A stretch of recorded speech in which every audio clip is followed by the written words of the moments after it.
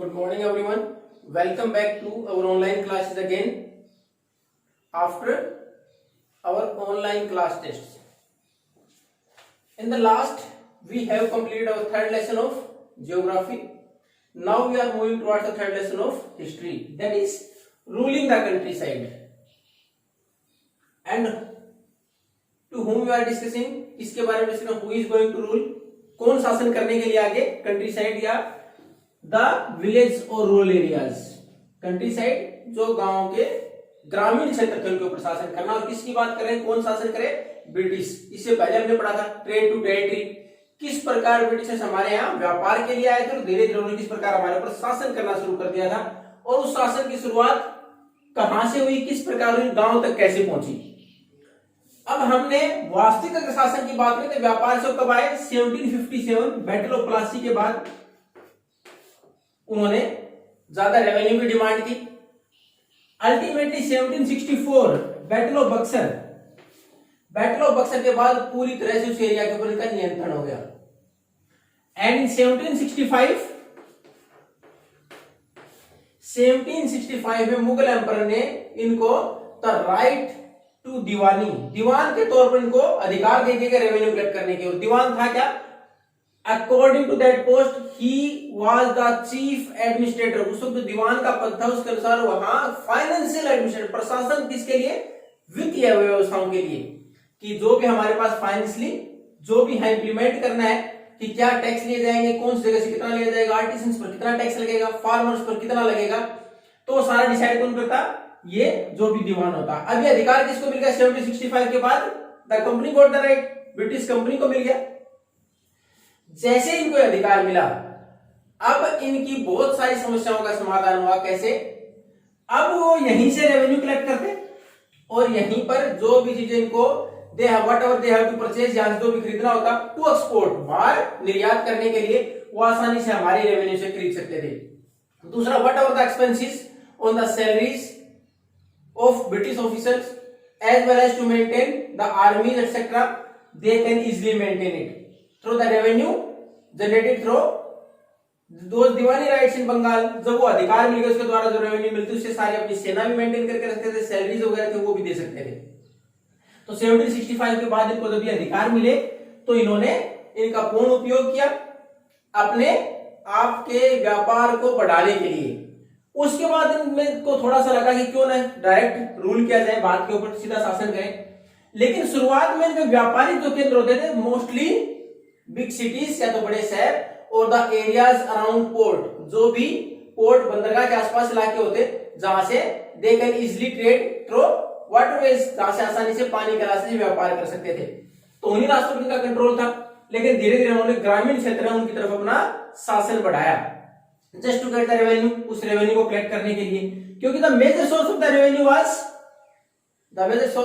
Was agriculture. मुख्य तौर पर जो रेवेन्यू आती थी वो कहां से आती थी, खेती से आती थी, as well as from different craft, जो दूसरे क्राफ्ट होते थे, कोई भी अगर हमारे यहाँ उस टाइम पर जितने भी कानून के ऊपर टैक्स लगाते थे उनसे आती थी। और most of the craftsman and the farmers reside inside the villages, तो गांव में थे। तो उस साइड अब इनके लिए शासन का बढ़ाना आवश्यक हो गया रेवेन्यू को बढ़ाने के लिए।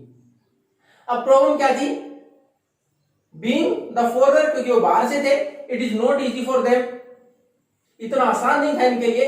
तो उन्होंने क्या किया, they try to control the local rulers. उन्होंने पहले किसके ऊपर नियंत्रण करना शुरू किया, स्थानीय शासकों पर। They do not remove them at once, उनको एक साथ हटाया नहीं शासन से, उनको शासन दिए रखा लेकिन उनके ऊपर नियंत्रण किया। क्यों, the local rulers have their authority and Prestige in the public, उनकी खुद की एक सम्मान, एक अधिकार लोगों के ऊपर था, लोग उनको मानते थे। तो इसलिए रेवेन्यू कलेक्ट करना लोकल रूलर्स के द्वारा ज्यादा आसान था ब्रिटिशर्स की बजाय। तो इसलिए उन्होंने क्या किया कि सीधा उन शासकों को हटाने की बजाय उनके ऊपर नियंत्रण करना शुरू कर दिया, कि उनको फोर्स किया रेवेन्यू कलेक्ट करने के लिए, ताकि जल्दी कोई विरोध ना हो। दूसरा, इसके बाद रेवेन्यू कलेक्शन के लिए जो तरीके पहले अपनाए गए थे, तो उसके लिए उनको रेगुलर असेसमेंट नहीं किया कि कहां किस जमीन से कितना टैक्स लिया जाएगा। क्यों नहीं किया, कि एक बार आपने डिसाइड कर दिया उसके बाद you are not able to get more amount, वहां से ज्यादा नहीं ले सकते। आपने डिसाइड कर दिया एक एकड़ में हमें इतना टैक्स लेना है, if the production is increase, अगर प्रोडक्शन बढ़ गया तो भी आप नहीं ले पाते थे। तो उन्होंने कोई भी ऐसा फाइनल असेसमेंट दोबारा नहीं किया है और न ही कोई डिक्लेयर किया कितनी रेवेन्यू कहां से कलेक्ट होगी। और they forcibly collect more and more revenue, और ज्यादा से ज्यादा रेवेन्यू कलेक्ट करने का वहां से प्रयास किया गया।